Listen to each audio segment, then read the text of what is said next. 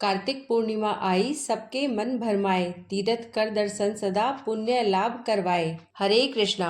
आप सभी को कार्तिक पूर्णिमा की हार्दिक शुभकामनाएं। जैसा कि आप सभी को पता है कि कार्तिक पूर्णिमा का पवित्र दिन आने वाला है, तो आज आपको एक ऐसा उपाय बताने जा रही हूँ जिसे यदि आप कर लेते हैं तो आप यकीन मानिए कि आपके घर में धन की वर्षा होकर ही रहेगी। आपके घर में कभी भी धन की कमी नहीं होगी। तो चलिए वीडियो को शुरू करते हैं। कार्तिक पूर्णिमा पर जिस घर में खाई जाती है ये चीजें, उस घर में कभी नहीं होती धन की कमी।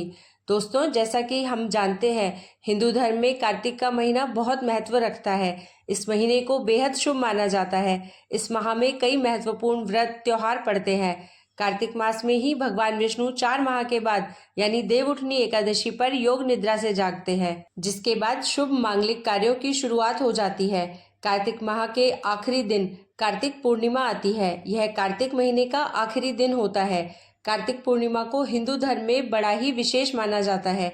यह पूर्णिमा अपने आप में ही अपना अलग ही महत्व रखती है। कार्तिक पूर्णिमा के दिन देव दीपावली और गुरु नानक जयंती का उत्सव भी मनाया जाता है। इसलिए धार्मिक और आध्यात्मिक दोनों ही रूपों में कार्तिक पूर्णिमा का दिन बहुत ही महत्वपूर्ण होता है। कार्तिक पूर्णिमा के शुभ दिन पर बड़ी संख्या में लोग पवित्र नदियों में स्नान करते हैं और अपने सामर्थ्य के अनुसार दान भी करते हैं। इस दिन पूजा, अनुष्ठान और दीपदान जैसे कार्य किए जाते हैं, जिन्हें करने से भगवान श्री हरि विष्णु बड़े ही प्रसन्न हो जाते हैं और साधक पर अपनी कृपा दृष्टि बनाए रखते हैं।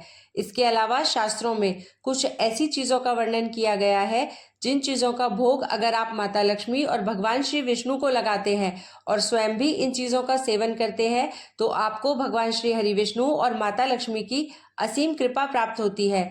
इसके अलावा भगवान श्री हरि विष्णु और माता लक्ष्मी के आशीर्वाद से आपके अन्न धन के भंडार भर जाते हैं। आपके जीवन में कभी भी किसी भी प्रकार की समस्या का आपको सामना नहीं करना पड़ता है। आपके रुके हुए कार्य भी बिना किसी अड़चन के पूर्ण हो जाते हैं। साथ ही आपको हर एक कार्य में सफलता हासिल होती है। लेकिन शास्त्रों में कुछ ऐसी चीजों का भी वर्णन किया गया है जिन चीजों का सेवन कार्तिक पूर्णिमा पर बिल्कुल भी नहीं करना चाहिए, अन्यथा आपके बने बनाए काम भी बिगड़ सकते हैं और आपको माता लक्ष्मी के क्रोध का सामना भी करना पड़ सकता है, जिससे आपका जीवन दुर्भाग्य में बदल सकता है। इस वीडियो के माध्यम से मैं आप सभी को बताऊंगी कि इस साल 2024 में कार्तिक माह की पूर्णिमा कब है, दान स्नान करने का शुभ मुहूर्त क्या है, कार्तिक पूर्णिमा का महत्व क्या है। इसके अलावा कार्तिक पूर्णिमा पर माता लक्ष्मी और भगवान विष्णु को किन चीजों का भोग लगाना चाहिए और इस दिन किन चीजों का सेवन बिल्कुल भी नहीं करना चाहिए। इस वीडियो में आपको कार्तिक पूर्णिमा के बारे में संपूर्ण जानकारी मिलेगी। इस वीडियो को देखने के बाद आपको कोई और वीडियो देखने की जरूरत नहीं पड़ेगी। लेकिन उससे पहले अगर आप भी चाहते हैं कि जगत के पालनहार भगवान श्री हरि विष्णु जी और माता लक्ष्मी जी का आशीर्वाद आप पर और आपके परिवार पर सदैव बना रहे, तो इस वीडियो को लाइक करें और चैनल को सब्सक्राइब कर लें और कमेंट बॉक्स में सच्चे दिल से जय श्री हरि विष्णु, जय लक्ष्मी माता लिखकर अपनी हाजिरी जरूर लगाएं। तो चलिए दोस्तों, सबसे पहले जानते हैं कि इस साल 2024 में कार्तिक पूर्णिमा कब है और इसका शुभ मुहूर्त क्या है। इस साल कार्तिक माह के शुक्ल पक्ष की पूर्णिमा तिथि 15 नवंबर शुक्रवार को सुबह 6:19 पर शुरू हो रही है। यह तिथि 16 नवंबर दिन शनिवार को सुबह 2:58 पर खत्म होगी। ऐसे में उदया तिथि के अनुसार इस साल कार्तिक पूर्णिमा 15 नवंबर शुक्रवार को मनाई जाएगी। इसके अलावा कार्तिक पूर्णिमा के शुभ मुहूर्त के बारे में बात करें तो 15 नवंबर को कार्तिक पूर्णिमा के दिन ब्रह्म मुहूर्त 4:58 से लेकर 5:51 तक है। कार्तिक पूर्णिमा का शुभ समय या अभिजीत मुहूर्त दिन में 11:44 से दोपहर 12:27 तक है। इसके अलावा कार्तिक पूर्णिमा के दिन व्यतिपात योग रहेगा। व्यतिपात योग सुबह 7:30 तक है। इसके बाद वरियान योग होगा जो अगले दिन 16 नवंबर को सुबह 3:33 तक रहेगा।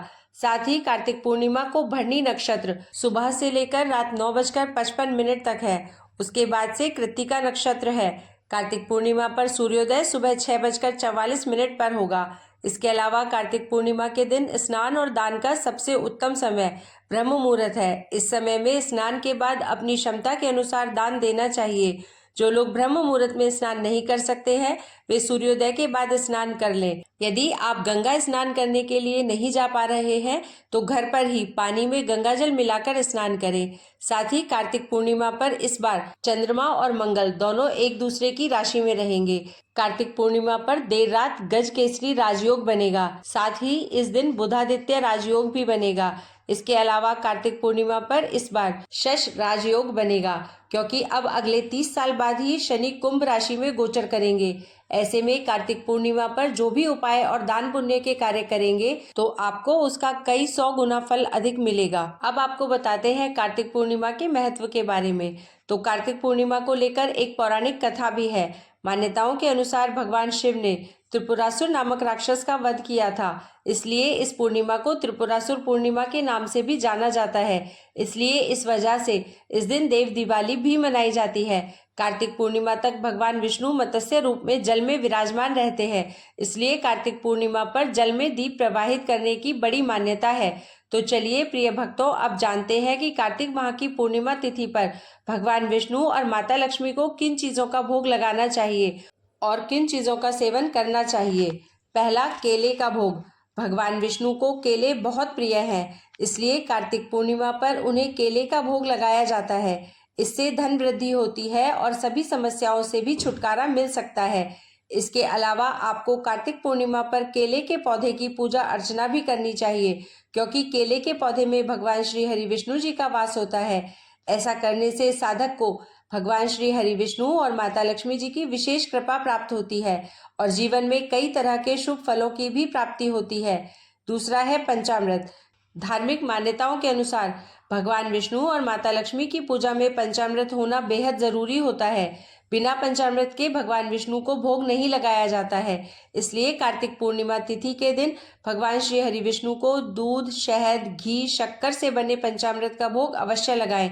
इससे सौभाग्य की प्राप्ति होती है और साधक की सोई हुई किस्मत जाग उठती है।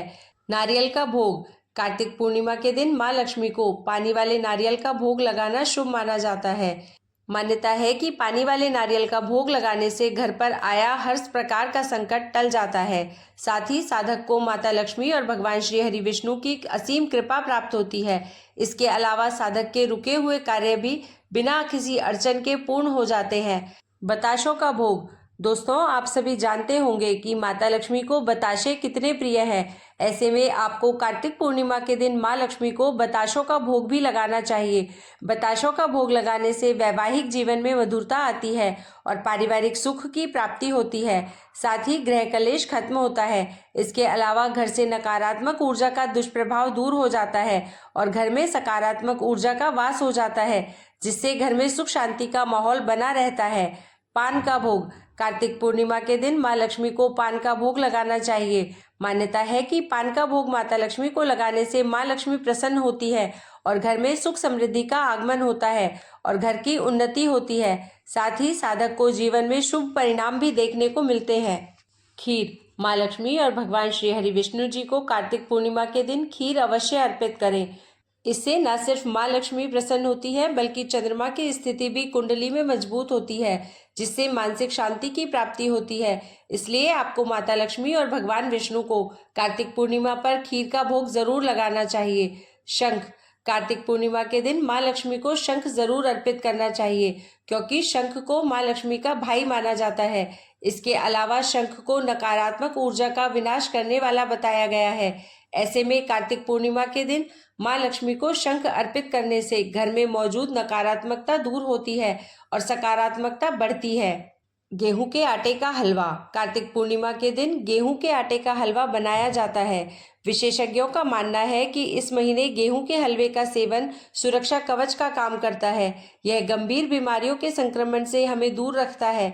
इसे बनाते समय गेहूं के आटे में इलायची पाउडर, घी, चीनी और किशमिश डालें। ये चीजें शरीर को गर्म रखने में मदद करती है। इसके अलावा आपको गेहूं के आटे का हलवा बनाकर माता लक्ष्मी और भगवान विष्णु को भी भोग लगाना चाहिए और स्वयं भी ग्रहण करना चाहिए। ऐसा करने से आपको जीवन में शुभ परिणाम देखने को मिलते हैं।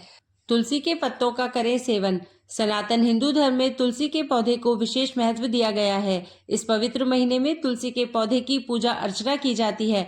कहा जाता है कि तुलसी के पत्तों का सेवन करने के लिए एक अलग से पौधा लगाना चाहिए।